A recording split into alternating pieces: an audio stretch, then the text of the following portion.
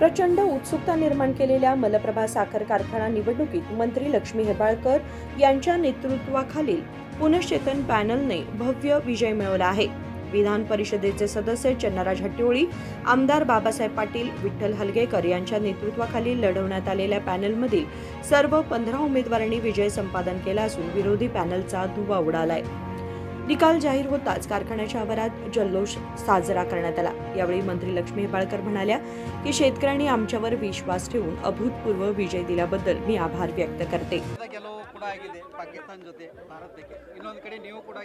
ಮೊದಲನೇದಾಗಿ ಏಷ್ಯಾ ಕಪ್ನಲ್ಲಿ ಭಾರತ ದೇಶ ಪಾಕಿಸ್ತಾನವನ್ನು ಸೋಲಿಸಿದ್ರ ಮುಖಾಂತರ ನಮಗೆ ಬಹಳಷ್ಟು ಅಭಿಮಾನ। ನಾನು ಮೊದಲನೇದಾಗಿ ನಮ್ಮೆಲ್ಲ ಕ್ರಿಕೆಟ್ ಆಟಗಾರರಿಗೆ ಅಭಿನಂದನೆಯನ್ನು ಸಲ್ಲಿಸ್ತೀನಿ, ದೇಶದ ಪರವಾಗಿ ದೇಶಕ್ಕೆ ಕೂಡ ಅಭಿನಂದನೆ ಸಲ್ಲಿಸ್ತೀನಿ।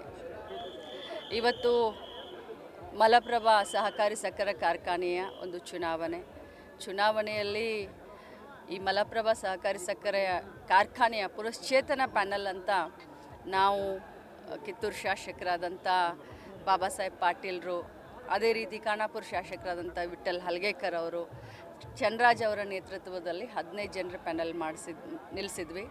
15ಕ್ಕೂ 15 ಇವತ್ತು ರೈತ ನಮ್ಮ ಮತದಾರರ ಪ್ರಭುಗಳು, ಶೇರ್ ಹೋಲ್ಡರ್ಸು 15ಕ್ಕೆ 15 ಕೂಡ ಎಲ್ಲ ಲೀಡ್ ಇದ್ದಾವೆ ಅಂತ ಒಳಗಡೆಯಿಂದ ಸುದ್ದಿ ಬರ್ತಾ ಇದೆ।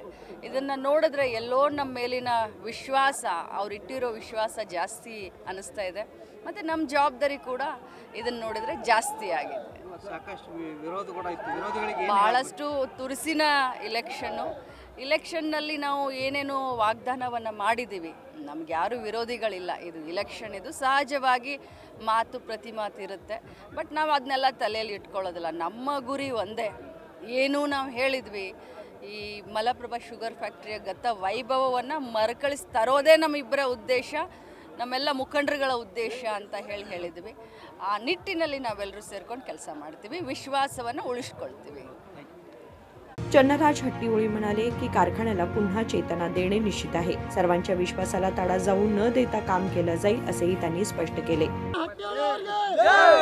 ಮೊದಲನೇದಾಗಿ ಏಷ್ಯಾ ಕಪ್ದಲ್ಲಿ ಭಾರತ ತಂಡ ಪಾಕಿಸ್ತಾನವನ್ನು ಸೋಲಿಸುವ ಮೂಲಕ ಒಂದು ಕಡೆ ಪಹಲ್ಗಾಮ್ನ ಏನು ನಮ್ಮ ಭಾರತದ ಪ್ರಜೆಗಳು, ಸೈನಿಕರು, ಅಣ್ಣ ತಮ್ಮಂದಿರು ಏನು ಹುತಾತ್ಮರಾಗಿದ್ದರು, ಅದಕ್ಕೆ ಒಂದು ಸರಿಯಾದ ಆತ್ಮಕ್ಕೆ ಗೌರವ, ಅವರಿಗೆ ಆತ್ಮಕ್ಕೆ ಶಾಂತಿ ತರುವ ರೀತಿ ಇವತ್ತು ಭಾರತ ದೇಶ ಪಾಕಿಸ್ತಾನ ಸೋಲಿಸುವ ಮೂಲಕ ಅದಕ್ಕೆ ಆತ್ಮಕ್ಕೆ ಶಾಂತಿ ಸಿಗಲಿ ಅಂತ ಒಂದು ಹೋರಾಟ ಮಾಡಿದ್ದಾರೆ। ಅದರ ಜೊತೆಗೆ ಇವತ್ತು ನಡೆದಂಥ ಮಲಪ್ರಭಾ ಸಹಕಾರಿ ಸಕ್ಕರೆ ಕಾರ್ಖಾನೆಯ ಒಂದು ಚುನಾವಣೆಯಲ್ಲಿ ಲಕ್ಷ್ಮೀ ಹೆಬ್ಬಾಳ್ಕರ್ ಅವರ ನೇತೃತ್ವದಲ್ಲಿ ಮಾಡಿದಂಥ ಒಂದು ಪ್ಯಾನಲ್ಲು, ಕಿತ್ತೂರಿನ ಬಾಬಾ ಸಾಹೇಬ್ ಪಾಟೀಲ್ರು, ವಿಠ್ಠಲ್ ಹಲಗೇಕರು ಮತ್ತು ನಾವು ಸೇರಿಕೊಂಡು ಒಂದು 15 ಜನರ ಪ್ಯಾನಲನ್ನೇನು ಮಾಡಿದ್ವಿ।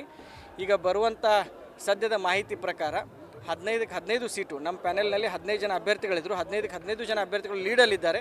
ಇನ್ನೇನು ಕೆಲವೇ ಕ್ಷಣಗಳಲ್ಲಿ ನಮ್ಮ 15 ಜನ ಅಭ್ಯರ್ಥಿಗಳಲ್ಲೂ ಜಯಗಳಿಸ್ತಾರೆ। ಇದರ ಮೂಲಕ ರೈತರು ನಮ್ಮ ಮೇಲೆ ಮತ್ತು ಹೆಬ್ಬಾಳ್ಕರ್ ಮೇಡಮ್ ಮೇಲೆ ಮತ್ತು ಎಲ್ಲರ ಮೇಲೆ ನಮ್ಗೆ ವಿಶ್ವಾಸ ತೋರಿಸಿದ್ದಾರೆ। ಅವ್ರ ವಿಶ್ವಾಸಕ್ಕೆ ಚ್ಯುತಿ ಬರೋ ರೀತಿ ಮುಂಬರುವಂಥ ದಿನದಲ್ಲಿ ನಾವು ಕೆಲಸ ಮಾಡ್ತೀವಿ ಅಂತ ಹೇಳಿಕ್ಕೆ ಬಯಸ್ತೇವೆ। ಪುನಶ್ಚೇತನ ಆಗುತ್ತೆ, ಪುನಶ್ಚೇತನ ಪ್ಯಾನಲ್ಗೆ ಗೆಲುವು ಸಿಕ್ಕೇ ಸಿಗುತ್ತೆ। ಇನ್ನು ಕೆಲವೇ ಕ್ಷಣಗಳಲ್ಲಿ ಗೆಲುವು ಘೋಷಣೆ ಆಗುತ್ತೆ।